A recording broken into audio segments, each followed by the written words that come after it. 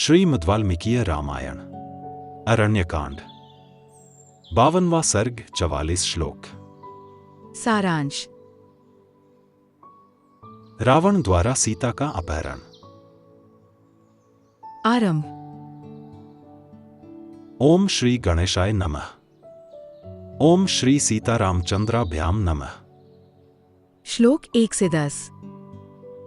रावण के द्वारा मारे गए गृध्रराज की ओर देखकर चंद्रमुखी सीता अत्यंत दुखी होकर विलाप करने लगी।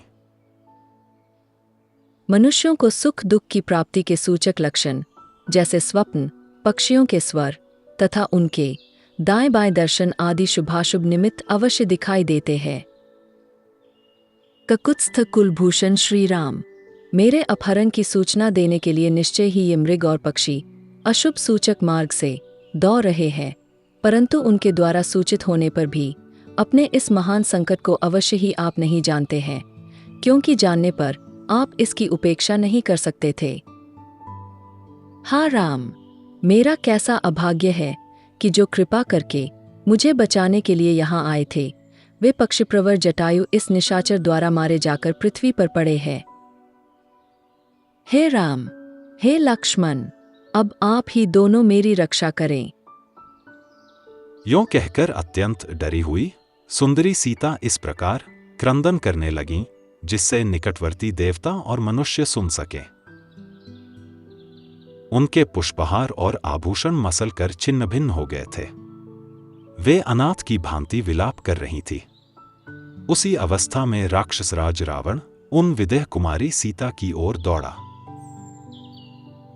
वे लिपटी हुई लता की भांति बड़े बड़े वृक्षों से लिपट जाती और बारंबार कहती, मुझे इस संकट से छुड़ाओ, छुड़ाओ। इतने ही में वह निशाचर राज उनके पास आ पहुंचा। वन में श्रीराम से रहित होकर सीता को राम राम की रट लगाती देख उस काल के समान विकराल राक्षस ने अपने ही विनाश के लिए उनके केश पकड़ लिए। सीता का इस प्रकार तिरस्कार होने पर समस्त चराचर जगत मर्यादा रहित तथा अंधकार से आच्छन्न सा हो गया। वहां वायु की गति रुक गई और सूर्य की भी प्रभा फीकी पड़ गई। श्रीमान पितामह ब्रह्माजी दिव्य दृष्टि से विदेह नंदिनी का वह राक्षस के द्वारा केशाकर्षण रूप अपमान देखकर बोले, बस अब कार्य सिद्ध हो गया। श्लोक 11 से 20। सीता के केशों का खींचा जाना देखकर दंडकारण्य में निवास करने वाले वे सब महर्षि मन ही मन व्यथित हो उठे। साथ ही अकस्मात रावण का विनाश निकट आया जान उनको बड़ा हर्ष हुआ। बेचारी सीता हाँ राम, हाँ राम कहकर रो रही थी। लक्ष्मण को भी पुकार रही थी।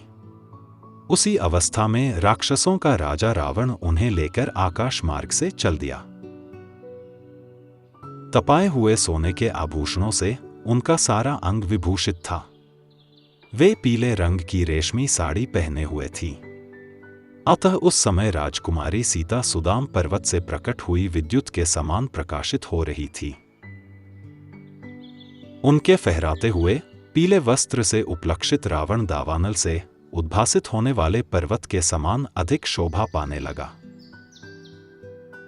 उन परम कल्याणी विदेह कुमारी के अंगों में जो कमल पुष्प थे, उनके किंचित अरुण और सुगंधित दल बिखर बिखर कर रावण पर गिरने लगे। आकाश में उड़ता हुआ उनका सुवर्ण के समान कांतिमान रेशमी पीतांबर संध्याकाल में सूर्य की किरणों से रंगे हुए ताम्रवर्ण के मेघखंड की भांति शोभा पा रहा था। आकाश में रावण के अंक में स्थित सीता का निर्मल मुख श्रीराम के बिना नाल रहित कमल की भांति शोभित नहीं होता था। सुंदर ललाट और मनोहर केशों से युक्त कमल के भीतरी भाग के समान कांतिमान, चेचक आदि के दाग से रहित, श्वेत, निर्मल और दीप्तिमान दांतों से अलंकृत तथा सुंदर नेत्रों से सुशोभित सीता का मुख आकाश में रावण के अंग में ऐसा जान पड़ता था मानो मेघों की काली घटा का भेदन करके चंद्रमा उदित हुआ हो। श्लोक 21 से 30। चंद्रमा के समान प्यारा दिखाई देने वाला सीता का वह सुंदर मुख तुरंत का रोया हुआ था। उसके आंसू पोंछ दिए गए थे। उसकी सुघड़ नासिका तथा तांबे जैसे लाल लाल मनोहर ओठ थे। आकाश में वह अपनी सुनहरी प्रभा बिखेर रहा था तथा राक्षसराज के वेगपूर्वक चलने से उसमें कंपन हो रहा था। इस प्रकार वह मनोहर मुख भी श्रीराम के बिना उस समय दिन में उगे हुए चंद्रमा के समान शोभाहीन प्रतीत हो रहा था। मिथिलेश कुमारी सीता का श्रीअंग सुवर्ण के समान दीप्तिमान था और राक्षसराज रावण का शरीर बिल्कुल काला था। उसकी गोद में वे ऐसी जान पड़ती थी मानो काले हाथी को सोने की करधनी पहना दी गई हो। कमल के केसर की भांति पीली एवं सुनहरी कांति वाली जनक कुमारी सीता तपे हुए सोने के आभूषण धारण किए रावण की पीठ पर वैसी ही शोभा पा रही थी जैसे मेघमाला का आश्रय लेकर बिजली चमक रही हो। विदेह नंदिनी के आभूषणों की झनकार से राक्षसराज रावण गर्जना करते हुए निर्मल नील मेघ के समान प्रतीत हो रहा था। हरकर ले जाई जाती हुई सीता के सिर से उनके केशों में गुंथे हुए फूल बिखर कर सब ओर पृथ्वी पर गिर रहे थे।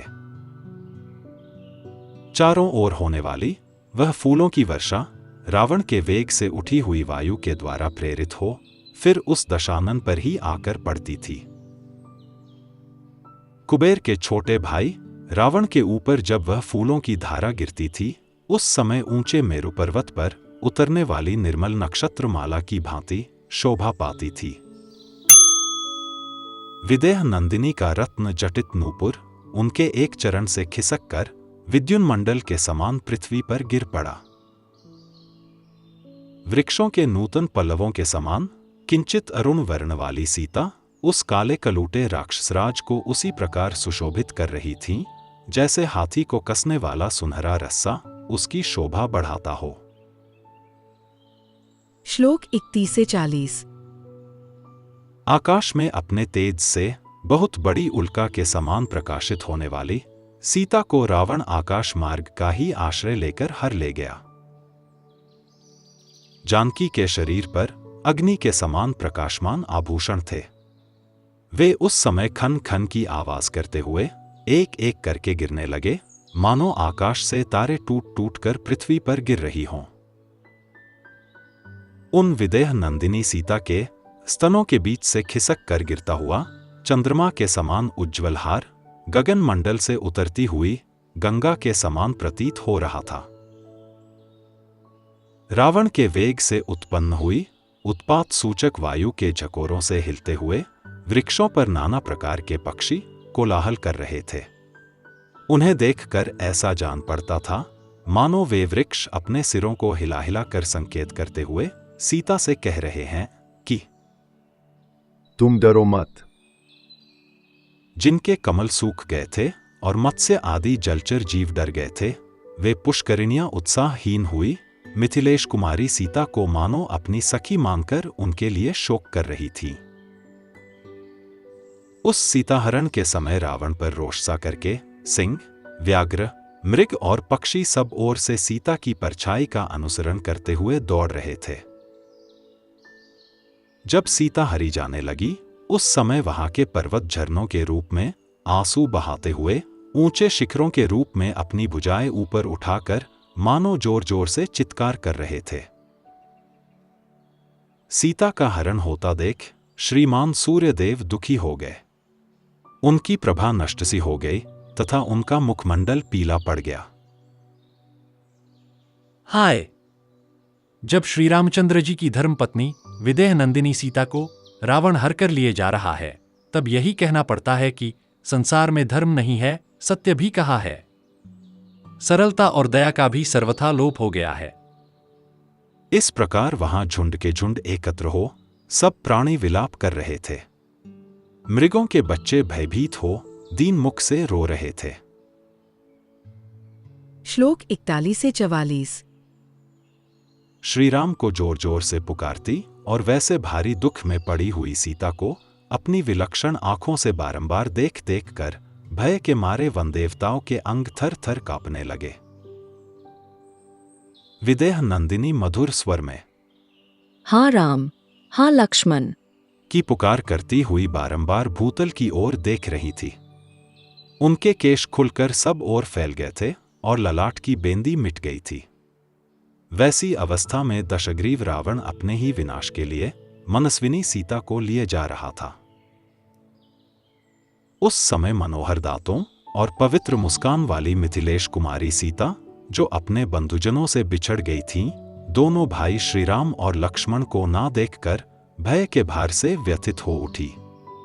उनके मुखमंडल की कांति फीकी पड़ गई थी। इस प्रकार श्री वाल्मीकि निर्मित आर्ष रामायण आदि काव्य के अरण्यकांड में 52वां सर्ग पूरा हुआ। Presented by doctor T.K. Bansal, a blind scientist. Please like and share this video, and don't forget to subscribe my channel. Jai Shri Ram.